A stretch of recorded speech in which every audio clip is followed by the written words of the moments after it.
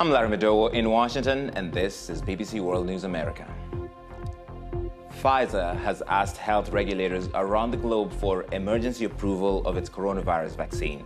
But the head of the World Health Organization's COVID task force says their challenge is to make sure everyone has access to it. It's not only about the vaccine, it's about vaccination and making sure that you have countries that are ready to implement vaccination is what we're at right now.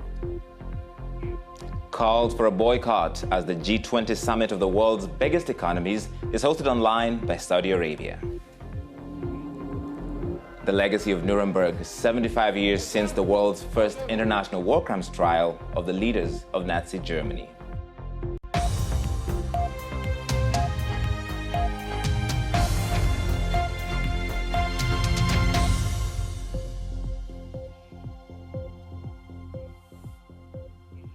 Welcome to World News America on PBS and around the globe. Pharmaceutical giant Pfizer and its German partner BioNTech are the first companies to ask for emergency authorization for a coronavirus vaccine in the US and around the globe. If approved, it could be available to a limited group of people within the next few weeks. While this news gives many people hope, the World Health Organization says a vaccine is only part of the solution to eradicate the coronavirus pandemic. Earlier, I spoke to the head of the COVID task force at the WHO, Maria van Kerkhove, in Geneva. The Moderna vaccine, the Pfizer vaccine, both look promising, likely to be available at least by the end of the year. How does this get to everybody that needs it? What's the World Health Organization's thinking here? So there is some good news coming out in terms of vaccines. And you said more than one vaccine, and I think that's what's really, really encouraging. And Liz joins me now from Riyadh. Liz, you spoke to Saudi Arabia's Minister of Foreign Affairs about the protests. What does he have to say? Well, he was in usual form, very defiant, saying it's basically no one else's business. The president has met with Republican lawmakers from the battleground state of Michigan, which still hasn't certified its election results. And joining me now is Anthony Zerko with the latest. Anthony, what is the game plan here? Does he hope somehow that the state does not eventually go to Joe Biden and he can still get the electors to vote for him?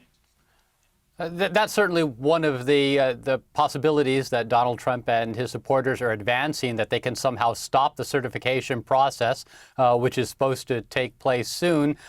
Let's check in with the other headlines right now for you. The Ugandan opposition presidential candidate Bobi Wine has been freed on bail after being charged in court for violating COVID-19 restrictions by holding a large rally on Wednesday. Police say 37 people died when security forces responded to protests. Following the arrest, that number has been rising steadily. Human Rights Watch has accused authorities of using coronavirus guidelines as an excuse to violently oppress the opposition. A coronavirus lockdown in the state of South Australia will be lifted. You're watching BBC World News America. Still to come on tonight's program. US states are bringing in new restrictions to combat a surge in coronavirus transmissions. Starting Saturday, an overnight curfew will be enforced in California. Powerful reporting by Fergal on such an important part of history. Remember, you can find more on all the day's news at our website. Plus, to see what we're working on at any time, make sure to check us out on Twitter. I'm at Larry Madowo. Thank you for watching World News America, and have a good one.